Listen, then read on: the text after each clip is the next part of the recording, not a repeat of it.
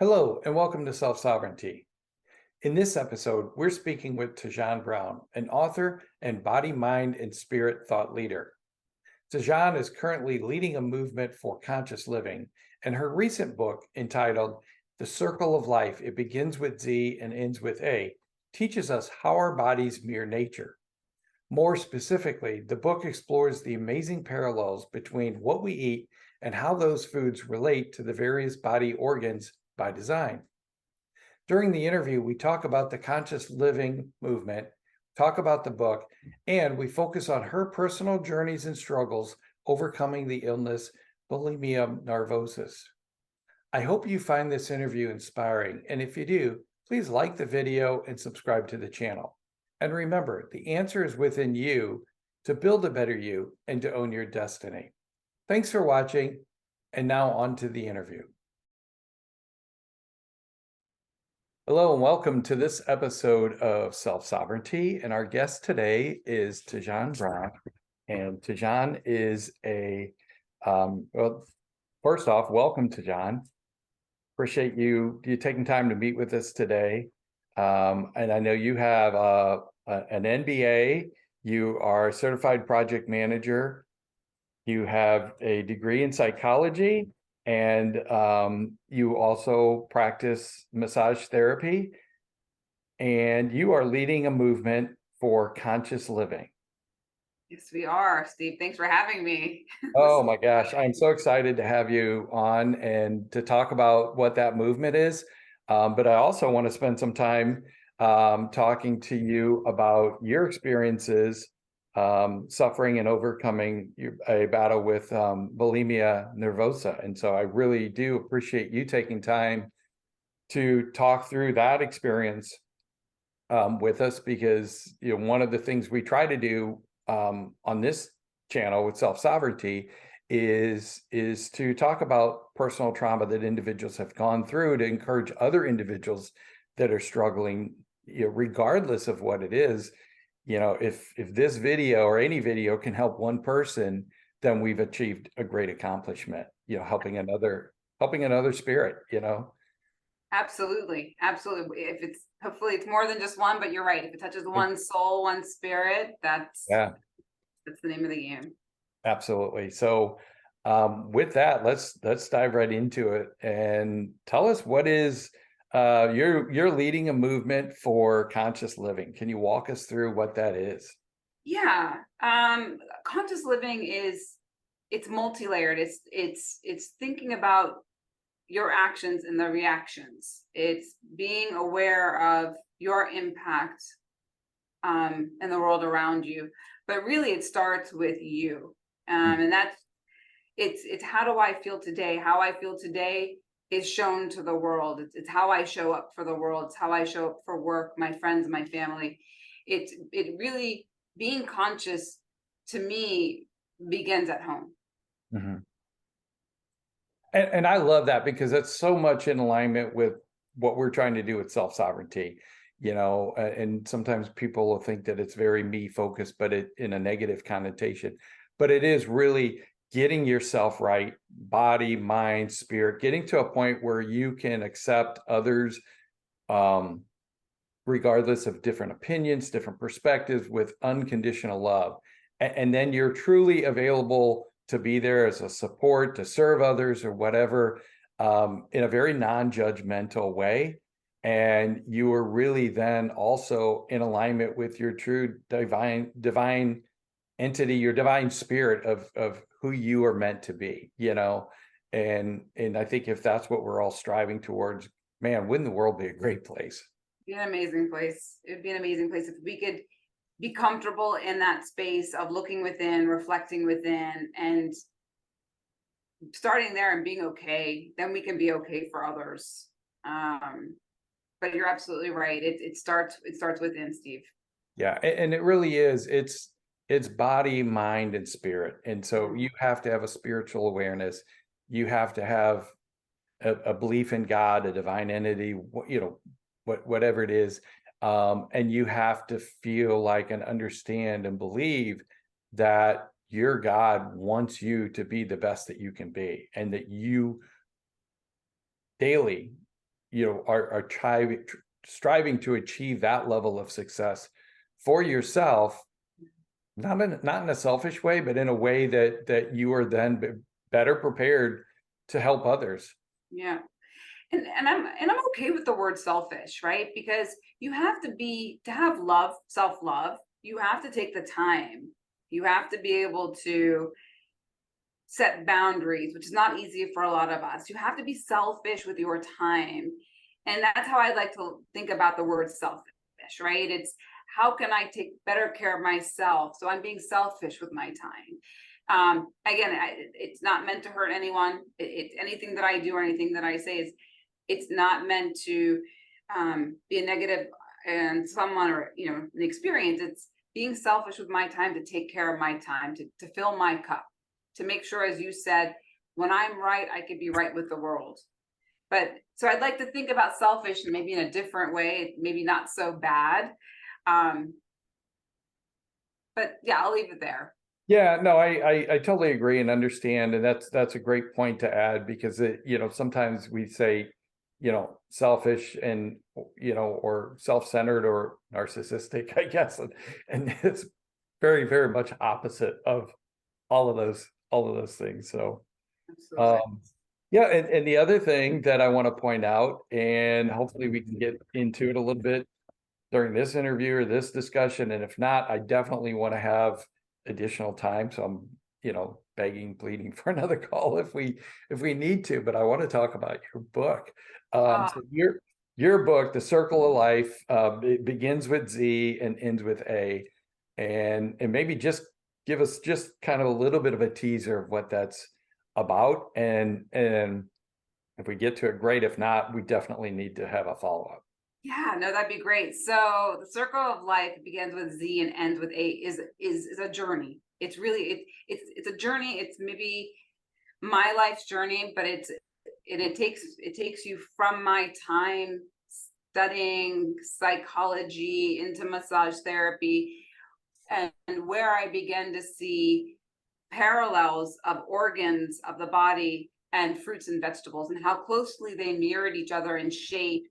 And then when I looked a little deeper, I found that the nutrients of the fruit or vegetable benefited that organ. And so the book it's a simple concept. It's just meant to it's written in a way that it's meant to take the reader on a journey from Z, starting with the zygote, and that's where the ovum and the sperm meet, into the full formation of a human baby, a womb. So it's a parallel, Steve. It talks about my journey and some of my past life experiences, and how I view the world. We're more connected than we think we are. We're more connected with the planet than we think we are. We need the planet. We need whole fruits, whole vegetables. We need that to sustain ourselves. So the book, again, in a very simplistic, maybe even childlike, fun way, exemplifies that. And again, it's really meant to be an opener for those who are interested and curious to go about and explore and begin to look at the fruits and vegetables they're eating. Think about it while they're consuming it. How does this benefit me? How does my inner workings, how do they benefit? We're so consumed with the outer appearance, how we look compared to others, or just what society is throwing at us. We fail to go deeper. Again, it's one of those moments of being conscious. How can I take pause and check in with myself physically, spiritually, and emotionally? So that's the book. Awesome. Well, I will put a link to the book, but I do, I do want to go through it. And I love that the approach was just so awesome, because you took a very complex comparison or analysis and created it in a way that is a very simplistic, easy read. And it's just amazing when you look at the comparisons between the human body, or a part of the human body, and a fruit that has certain proteins or minerals that really help that particular body part or function. If my book can help one person or two people, that makes me happy. I think, again, getting your feedback, hearing your feedback just brings so much joy to my being, because you get it, right? Yeah. And again, one person, but happy if others want to read it and have questions. I I do have an Instagram page, so we can talk about that at a later point, but that's where I can be reached, or mostly post a lot of information relevant to the book. Okay, perfect.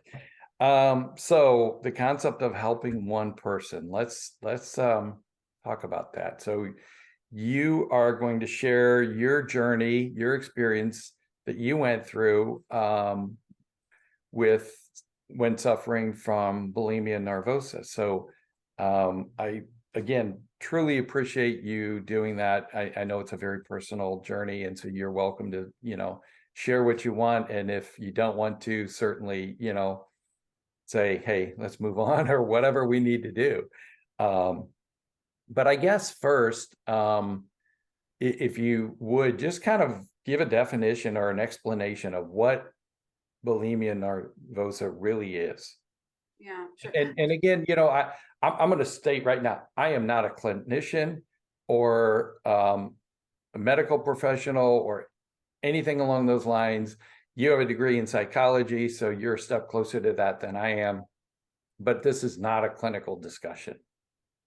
Thank you, because I I got my degree in 1990 something, so it's been a while since I've been in the clinical world. But to give you a definition, and this is taken from a paper that I wrote, Steve, and this is, I think, what we're, it was my way of telling my story at that time. And I think I published this back in 2002. So bulimia is an illness that's characterized by bouts of gross overeating, usually followed by self-induced vomiting. And these activities are often kept secret, so the exact number or the prevalence is it's really unknown. It's not known. I shouldn't say unknown. It's not known, but most sufferers are women and girls. Women or girls between the ages of 15 and 30. Mm-hmm. And so bulimia it's not an obvious disorder. Again, those usually affected by it are usually within the normal weight range for their height and their age. So it makes it more difficult at times to diagnose, unlike or compared to the obvious characteristics associated with anorexia nervosa. Mm-hmm. And I'm not going to go into anorexia too much, but just to give a comparison, why bulimia is so challenging, or can be a challenging disorder, is that with anorexia, the signs of emaciation and thinness are evident. Again, with bulimia, it's something that a person can live with and none the wiser. So, and thank you for that, and thank you for the comparison. So from a psychological perspective, is this generally related to anxiety, stress, certain, you mentioned, younger women, teenage women, what are kind of like, I guess, the internal triggers that may cause an onset of bulimia? So people who suffer from this disorder are usually obsessive and compulsive. So a little bit OCD, maybe not a little, but OCD. And it's often it's often accompanied by anxiety and depression. I think that's what makes it unique. So we can have obsessive and compulsive behaviors, but when you bring in the anxiety and the depression, that's what it, from a clinical definition, is something that they look at with those who suffer from bulimia nervosa. Okay. And this is kind of like a multi-phase type progressive, if you will, disease that starts, and then I guess they become more and more fixated with this anxiety size or what have you, and then it just kind of progresses through very, I guess, clinical stages. Yeah, if memory serves me correctly, there are about 6 phases.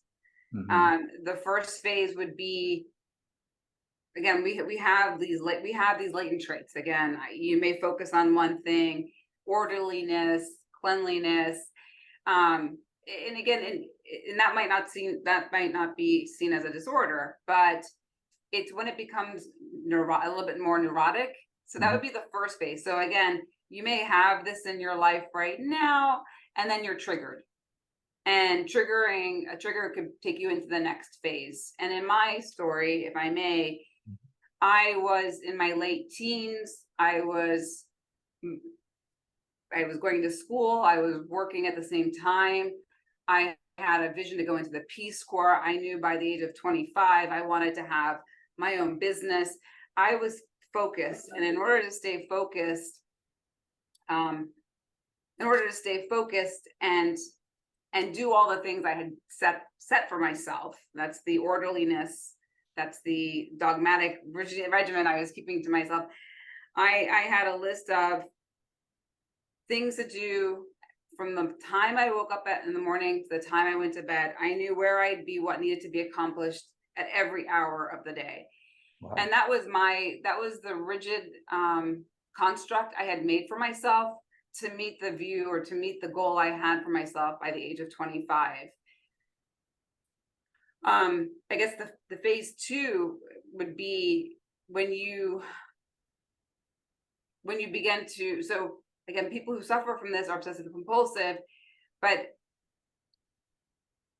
you're not able to resist the urge to act on some of those obsessive compulsive behaviors. And I think that might be a bit hard to explain. That's the clinical definition. But what my experience was, I had a traumatic injury that prevented me from keeping to my regimented schedule. And that began the cycle for me of spinning out. Mm-hmm. That took me into just on the precipice of the doorsteps of acting on the bulimic side, the binging and purging side phase of the clinical definition or phases of bulimia nervosa. So it's almost like a compulsive or a recurring thought that it's just always there. It's just that thought of I need to eat, I need to binge, I purge, or regardless of what's going on in your life, in the back of your mind, you have this constant thought, feeling, expression that just doesn't turn off. Exactly. So again, in my case, I experienced a traumatic injury, wasn't able to continue on my path, but I knew at one point something clicked, and I don't think it was a good click, a good realization. The one thing that I knew I could control. So I had lost control of my education because the injury was so bad. I had to delay. I had to defer one semester in college, so I graduated a bit late. I did not go into the Peace Corps. I wasn't able to work out, and I couldn't work. So, but along the way, somehow it came to be that I thought, well, if I can't control anything, I can control my weight. I can control what I eat. I can control, for lack of a better term, what goes in goes out. And the story I write about in the book and in my paper, this was my very first experience, and I remember it so clearly. I was sitting feeling miserable. I was sitting on my couch feeling miserable. My leg was in a brace, couldn't move my leg. And I just mindlessly consumed 2 large bags of potato chips. Not 1, not 2, but 2 bags of chips. And while I was doing it, again, mindlessly just ruminating on all the things I was no longer able to do or wouldn't be able to do for myself, feeling bad for myself, starting to feel guilty or shame, I snapped out and I thought, oh my God, what did I just do? I can't work this off. I couldn't work out. I couldn't do anything. So I immediately rushed to the bathroom. And you know what, Steve, if I'm honest, I think someone had told me about this method. Someone I knew in my life at that point, maybe a friend in college, someone had said something about, oh, just go throw it up. So I felt that's maybe what I should do. And so I remember running to the bathroom, panic, sweating, feeling chills, and nothing would come. I was dry heaving. And I realized that it was just dry. There was no liquid. So I ran to the kitchen, drank milk, consumed a gallon of milk, and ran back into the bathroom and began to purge. And two things I remember. One, just the anxiety of, I got to get this out of me. I'm going to gain weight. I'm going to lose whatever I think I have control over. I'm going to lose it all. And second, there was a rush of adrenaline that felt so good. And I think that's the addictive part of bulimia that we don't talk about. I didn't find it in any of my research. But there was a feeling of elation. There is a feeling of like a surge of energy that rushes through you. Interesting.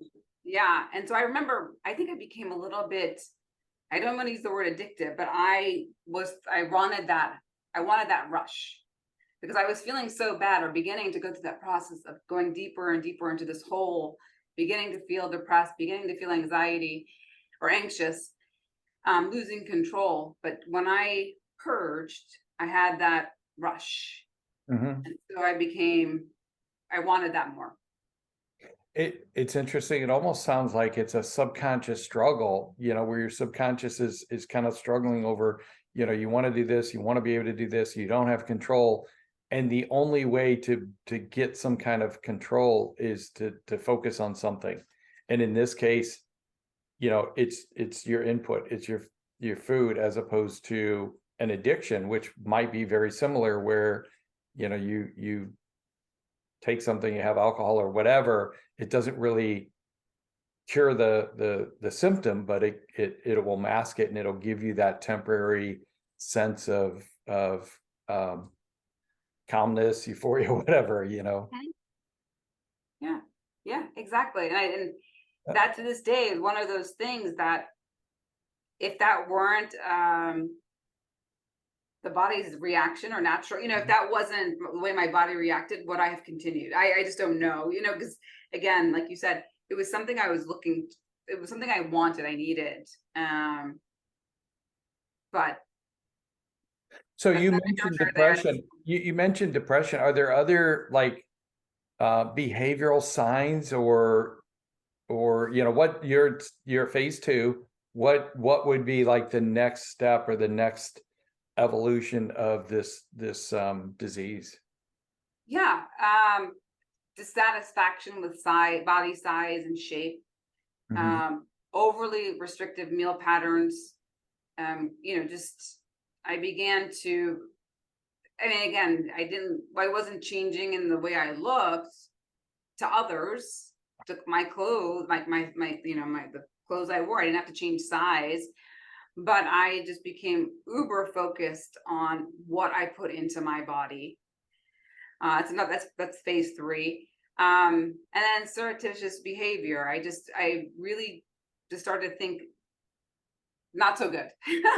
Just not so good. But again, at the same time, Steve, at that time in my life, I was, again, late teens going into my early 20s.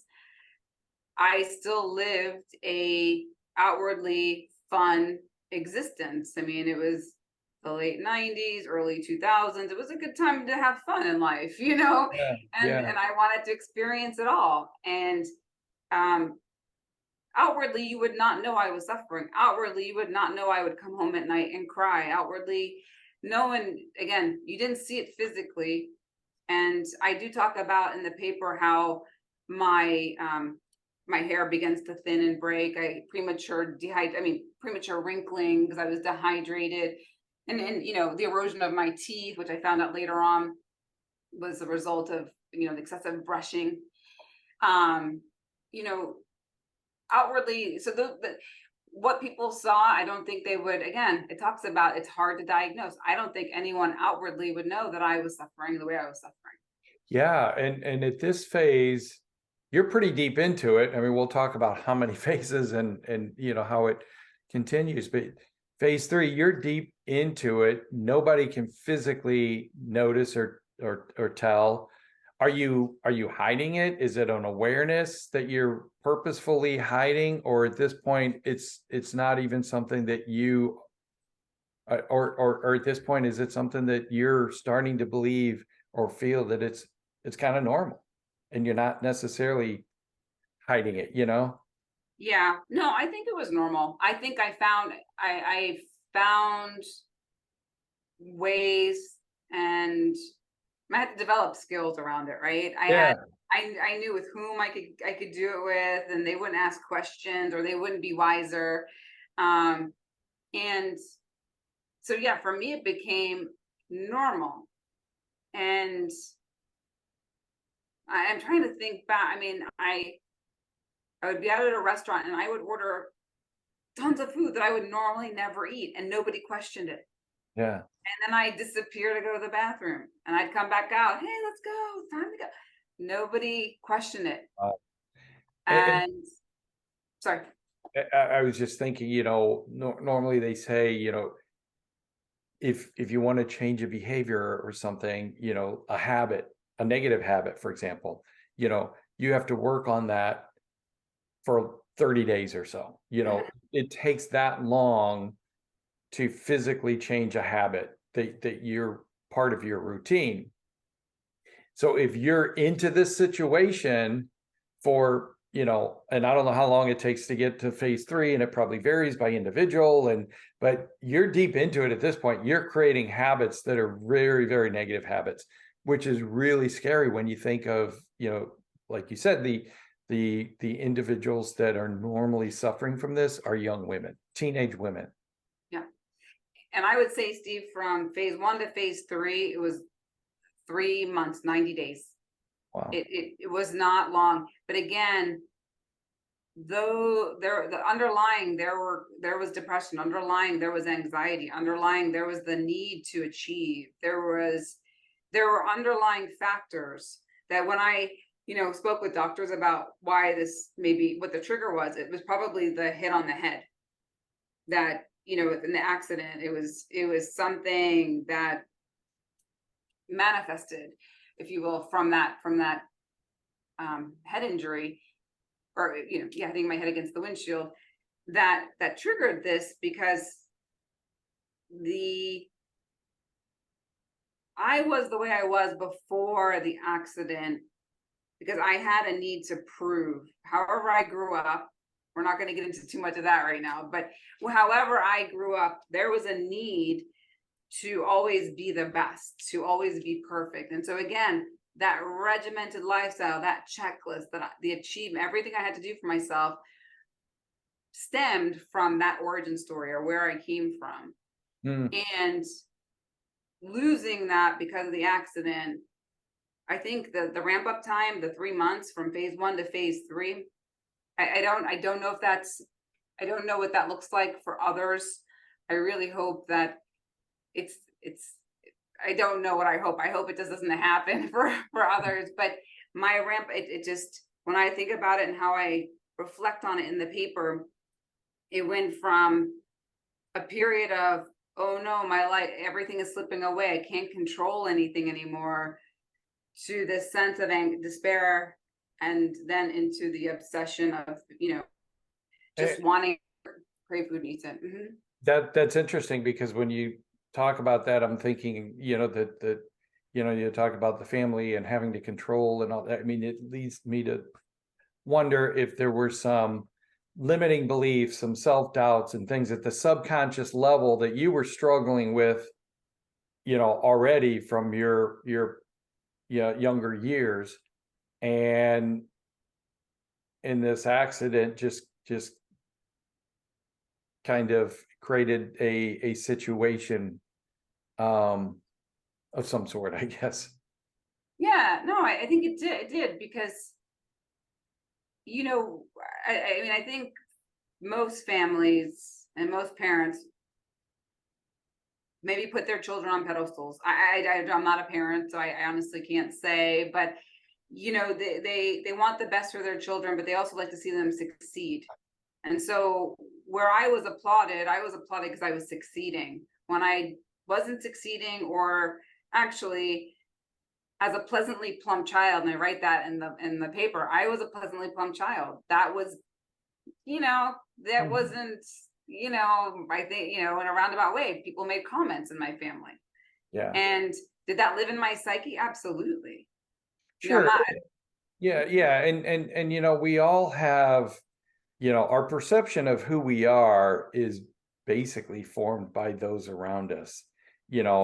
Our parents, our siblings, our teachers, that's where we learn whether we're good at sports or not, or whether we can be artistic or not, or whether we're a little bit too chubby than we should be or whatever. And so those are some of those limiting beliefs and self-doubts that we have that we carry with us that limit us in our current day, as far as achieving what we currently aspire to do, our current desires and goals.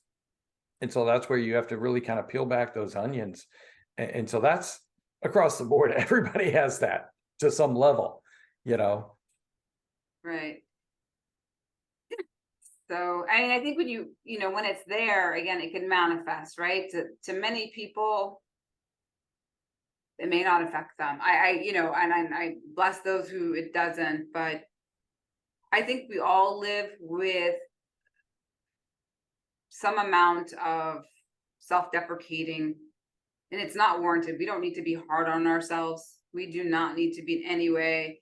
And I think if that's one of the things that you and I are here to talk about, that I would like to espouse, is you got to love yourself. And that's the underlying message to living a life of consciousness, or a movement for consciousness. And regardless of the origin story being mine, in this case, bulimia, it took that 3-year experience to learn to love myself. Mm-hmm. I mean, I'm happy to share a story, but again, even it doesn't have to be as grandiose as bulimia. It could be just a negative thought that you continue to repeat to yourself, that's preventing you from living the best life, from living, your dream life, or however you want to say it. And I think that's, part of what we're here to talk about, and make sure folks understand and are aware. Yeah, and it could be something as simple as having anxiety when speaking in public, because and you may not put together the fact that you were embarrassed when you were in 3rd grade, or it could be a fear of heights, and you may not know, and you don't really need to know. I mean, if you want to know, you can go meet with a counselor and kind of work through it, and maybe get to the point where you find a certain episode in your history where you fell off a chair or got scared, or you can go through a subconscious mindset transformation. But we're not going to go into that whole process, but I do want to continue this journey. So what is the next phase? I think that was phase 3. How would you categorize kind of like the next level of the disease? Yeah, so I apologize. I think I jumped around because it was. No, you're fine. But I mean, the definitions, I'm going to have to read them because they're lengthy, and there are 4 of them. So the diagnostic criteria for bulimia are recurrent episodes of binge eating in the amount of 1,000 calories that is larger, and this is one sitting, that is larger than most people would eat during a similar period of time, and a sense of lack of control over eating during the episode. That's the first criteria. The second criteria is recurrent inappropriate compensatory behavior in order to prevent weight gain. Example, self-induced vomiting, misuse of laxatives or diuretics, fasting, or excessive exercise. Number 3, these behaviors must occur on average at least twice a week for 3 months. And number 4, body shape and weight unduly influence self-evaluation and self-esteem. So again, the self-esteem part has nothing to do with me binging and purging, but it's why at its core, why don't I love myself enough to stop what I'm doing? But it's the self-esteem part that really takes a hit when you're dealing. So is it safe to say now, when you get to this level, this is where you're really seeking professional help, or somebody has caught on and say, hey, there's something going on here. And so you're actually going to a health professional for a formal diagnosis of bulimia?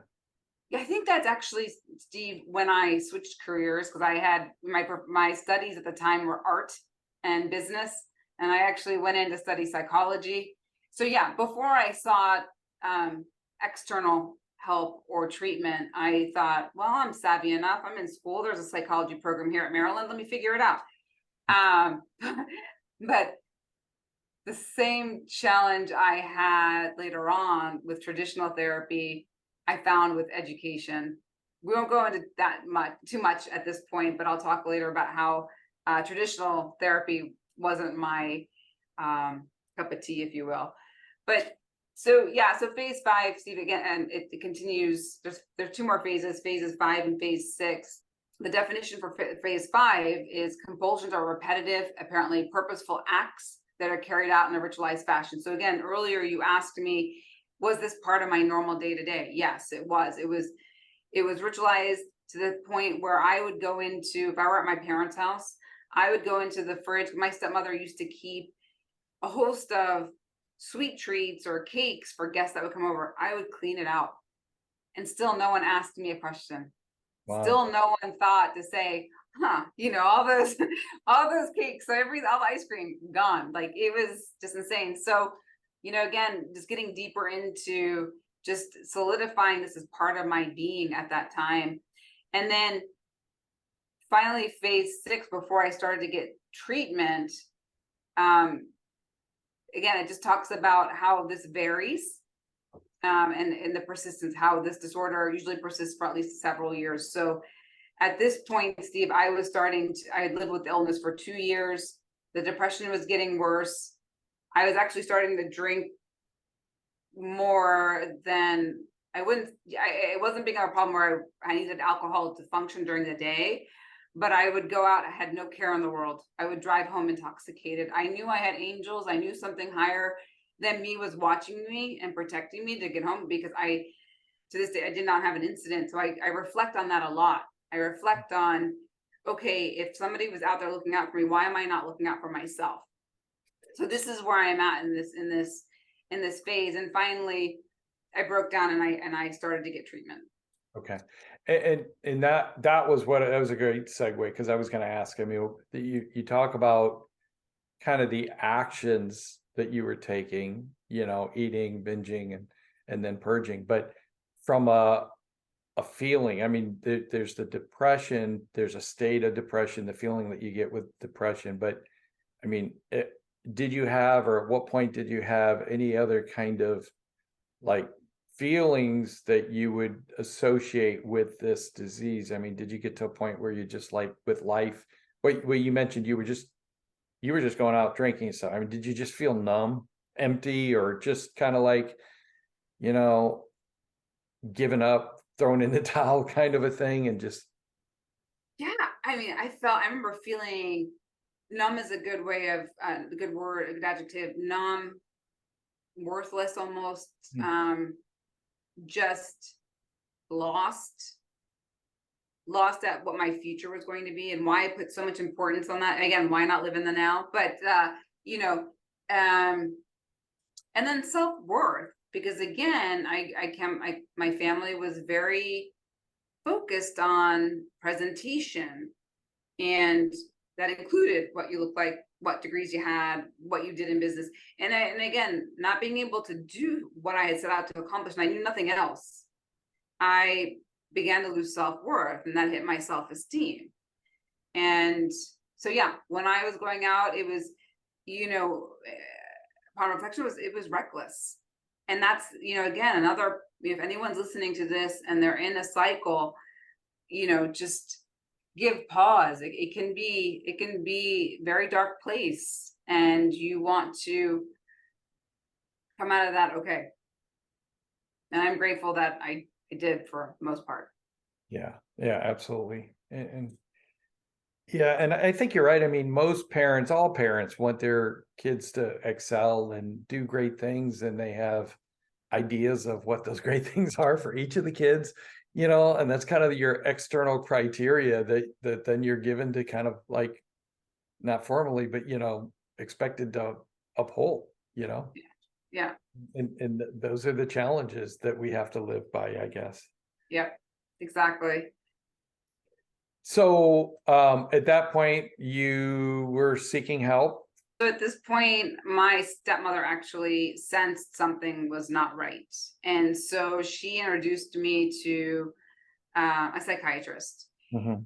But I'd like to get the definition of, the treatment of bulimia. So clinically, in the American Medical Association Encyclopedia, treatment for bulimia is the treatment for bulimia nervosa involves a stepped care approach, starting with primary care and followed in turn as necessary by hospital outpatient treatment, inpatient treatment in a general psychiatry unit, and a specialist unit-based therapies.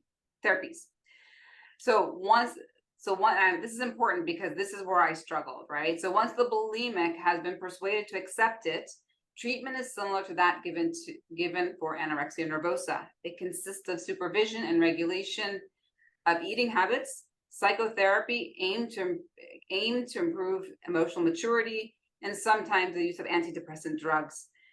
To be successful, treatment usually must be given in a hospital over several weeks.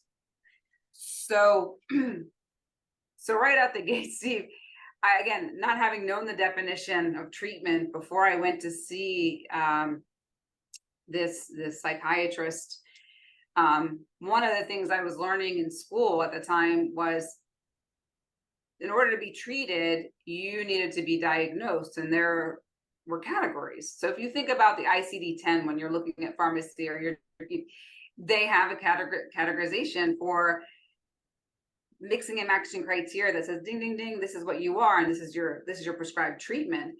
Mhm. But again, we're dynamic. There's more than just what you see here. There's just, you have to tap into that spiritual side. And so I'll get to that in a moment, but I was feeling it was not resonating with me. And so I learned that in school. And when I went to this doctor, she was also, and then again, I was apprehensive, right? I was ashamed. I was ashamed of what I was going through. And so I did not trust a lot of people.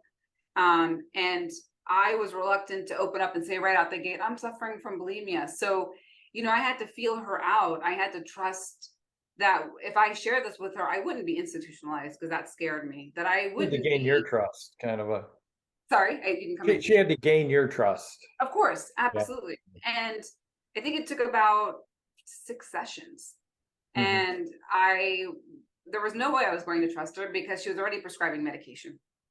So I remember leaving and thinking, well, okay, what am I going to do next? If she can't help me, traditional medicine or traditional care can't help me, what is going to be, how am I going to get through this?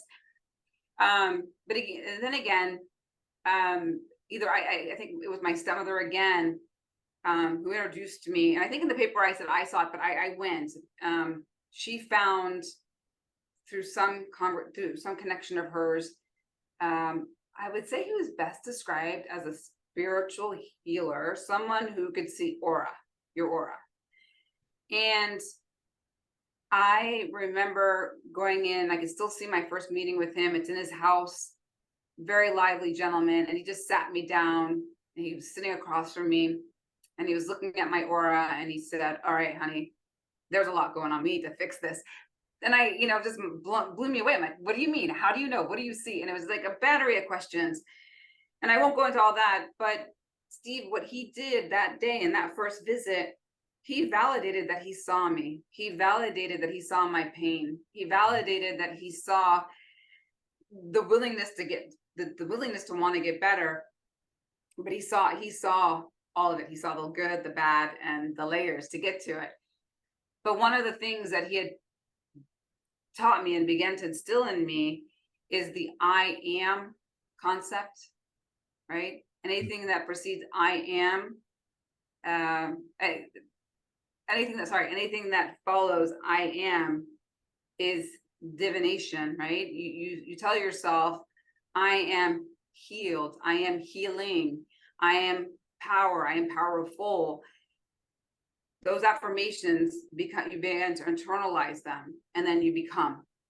And he was the first one through his ability to see my aura, his ability to, see me and communicate with me on a different level that I didn't know was there to be communicated with. Mhm. he started me down that path of healing. And one of the other things that he worked with is a massage therapist. And so the tech, just being touched, being through this, the traditional, they're Swedish, there are 9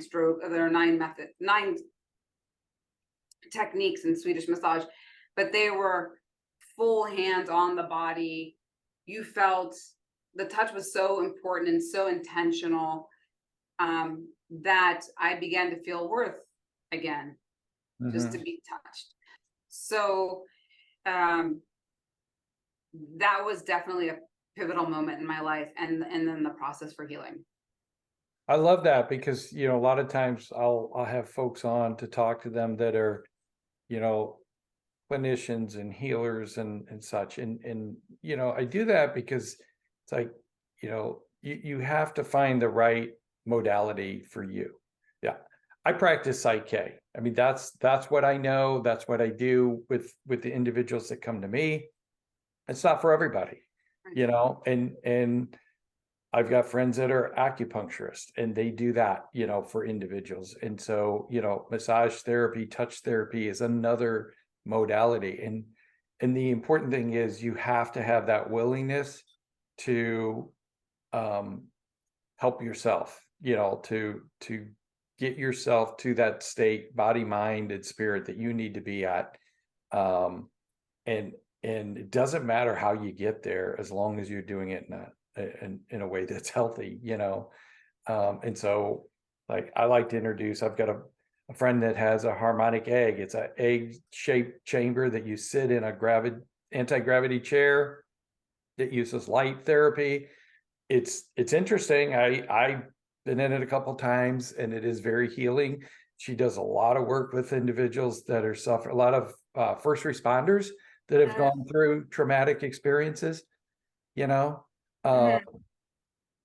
so I really appreciate, the whole alternative healing component of your situation, because I think that resonates, and it's important for individuals to just, try something. If traditional clinical therapy doesn't work, don't give up. Yeah. Don't give up. And how do I say this eloquently? Mainstream will make you think that anything that's not mainstream is hokey or voodoo, or even if it is. Woo is the word. Yeah, exactly. Yeah, or be quiet. Yeah. Yeah, just give it a shot, give it a try. And most insurance won't cover it, but most people who treat and serve in that way will usually work with you. And again, it's all about healing. It's all about you, and that's what we do. We want people to feel better. So, and you're right, insurance won't cover it, but most time you're not going to be, it's not going to take years and years and years. It may be right, exactly, a shorter experience. Exactly. Yeah. So for you, so you're transitioning out of traditional medicine therapy and into more spiritual or more holistic healing type approach. Where are you in the time spectrum of this disease? Yeah, so 1999. So we started in 1995. We're in 99, graduated from the university, was setting upon, not the Peace Corps, but I went to live and experience life in Argentina. And that's so this is like 4 years in, is what I'm, okay. Wow. About 3.5, 4 years in. Yeah. Yeah. And I make a decision to go again. I lived on campus and then I moved back with my parents. So this is the first time I'm really going out on my own, and I'm just out. And having had the experience with Avery and the alternative treatments, I was feeling good. I was feeling empowered, almost like my old self. And it was a new year. So I felt, okay, new year, Tijan, you've got this. You can do this. You have the tools. You have tools. It's always evolving, but I had some tools. I felt very good. So I am in Argentina, and within 4 days of the new year, and I don't know, 3,000 miles away from Avery Camphor, I have my first setback, where I binge and purge and begin again all those feelings of lack of self-worth, self-esteem. What am I doing? Can I even be in this? Just everything came flooding back in after having a brief period of life on the other side and feeling good. And that happened almost immediately into my 1 year in Argentina alone. Mhm. And then again, being curious, the curious person that I am, a friend of mine, the one who actually was living, I knew someone who was living there at the time, and she had gifted me a book. If I may go in that direction, Steve, I wrote down time.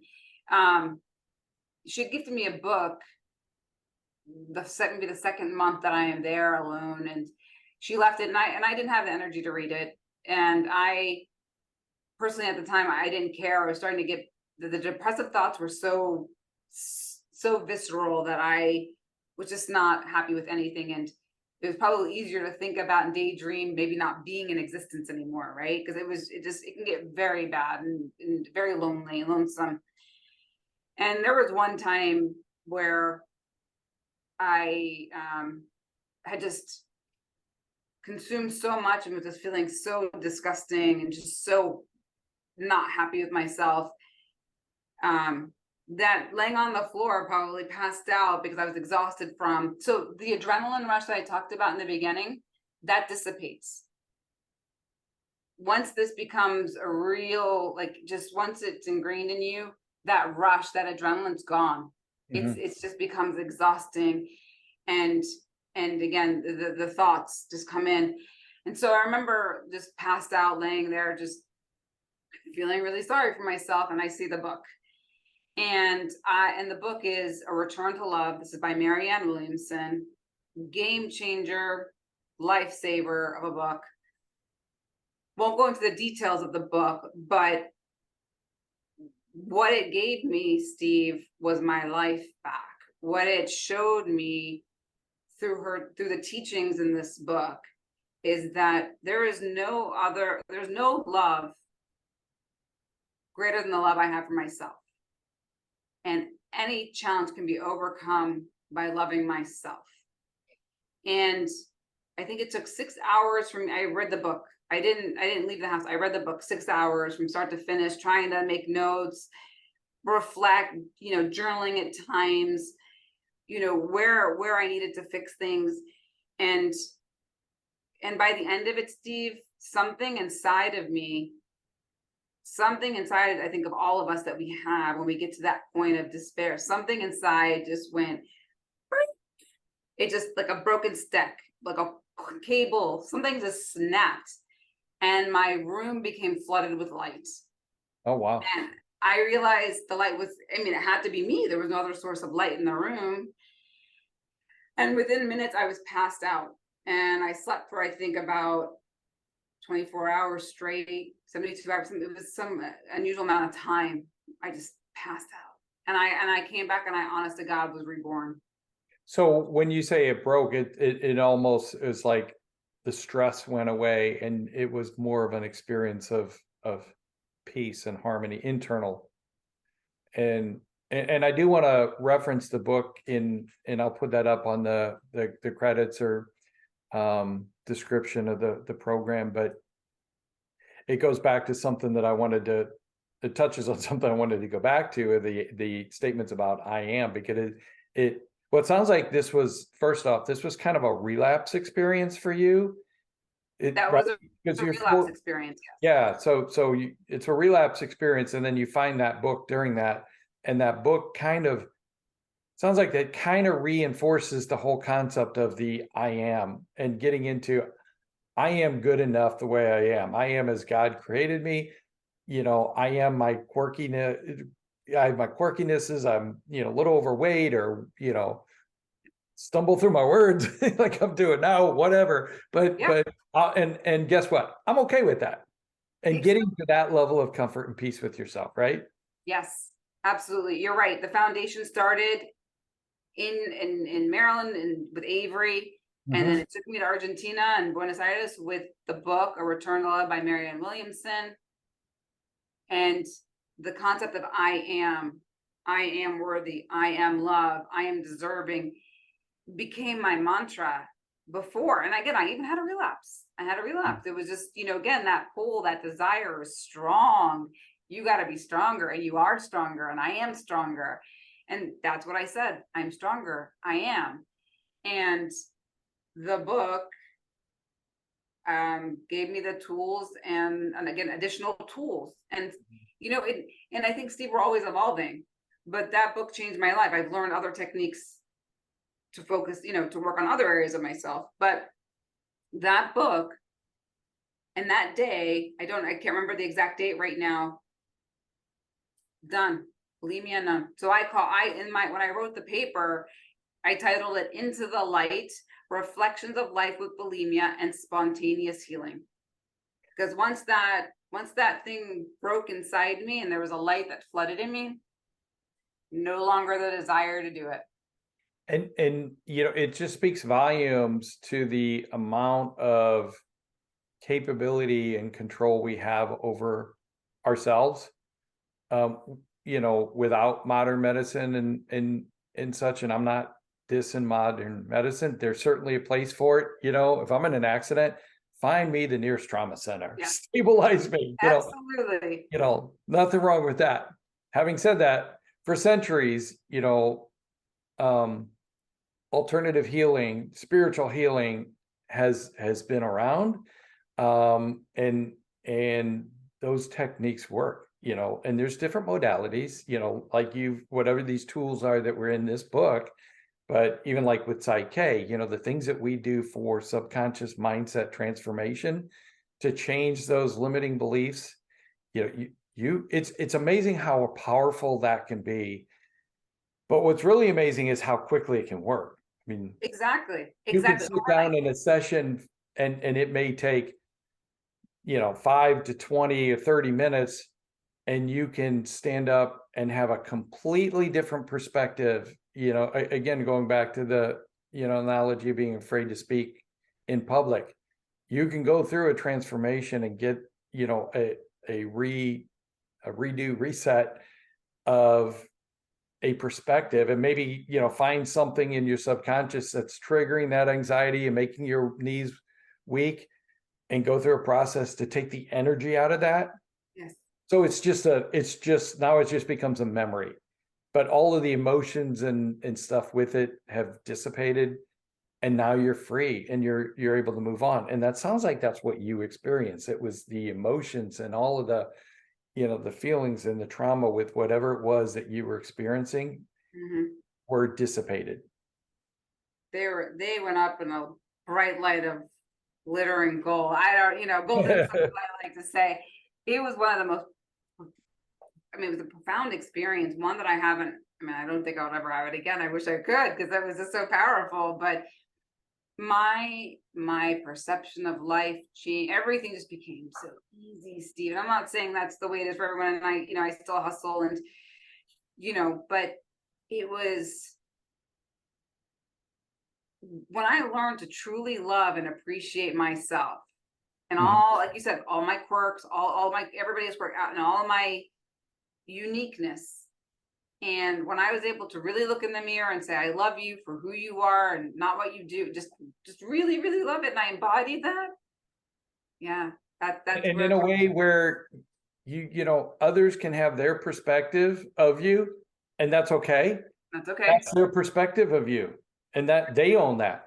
Yeah. You don't have to own that. You don't have to carry, all of that, all of their perspectives and opinions on your shoulders. That's a hard place to get to, but when you can get to that, it's an amazing feeling, because it's a huge weight that is taken off of you. Absolutely. And I got to say one thing, and feel free to edit it out, but we're human. Life gets hard. External forces are challenging. And when you get to a place where you recognize that you're out of sorts gotta look within. Is it you, or is it what's going on outside? And if most of the time it's what's going on outside, but we're internalizing it, that's when you got to come back and say, nope, I need to be selfish with my time. I need to come back to myself. I need to give myself that love, because what's happening outside is impacting me. Does that make sense? Because of the way it makes perfect sense, because I do PSYCH-K balances, as we call them. I do them every day. There's always something that I can work on. But if you're constantly doing the homework and doing the work that you need to do, it gets you to a position where you can actually live a life of purpose. Yeah. And that's a great feeling. Absolutely. To try to do that, to try to find that purpose. Yeah. Yeah. When you do that, Steve, you're not only helping yourself, but consciously, unconsciously, you're helping those around you. Absolutely. Right? Yeah. And the world needs folks like us, if I may. I mean, because we need to offset what's happening in this world. But when we're right, just by our presence, we can come. And those who are interested will come. Yeah. Hopefully. And it's constant. It's not a one and done. It's you're always, it's like going to the gym. You go to the gym all the time. They tell you, you should get 20 minutes of, aerobic workout a day or whatever, and so it's part of that regimen, Absolutely. We probably need to wrap up. I know I've taken a lot of your time, but before we do so, first off, again, thank you so much. I think this is so important, and I feel blessed that you shared the story, with us. It's so powerful. But I think just in closing, because this primarily affects young women, teenage girls, what words of encouragement or, recommendations would you offer to anyone that is listening that might be struggling with this, or they're in the middle of a struggle with this disease? I would say, if you're not comfortable reaching out for help, find me on Instagram. I'll do whatever I can help. But no, I mean, seriously, but I think, again, it all starts with loving yourself. Because if you can't love yourself, there's not much you can do for the people around you. And you are the most important person in this world. And that's what I would love for young women, young girls, women to understand, is that you are important for you, not what is outside of you. And again, I talked a little bit about the control factor. You can't control anything that's outside of you. Right. Love yourself. Just, again, love yourself. Begin to be in tune with yourself. Listen to yourself. People may drop off.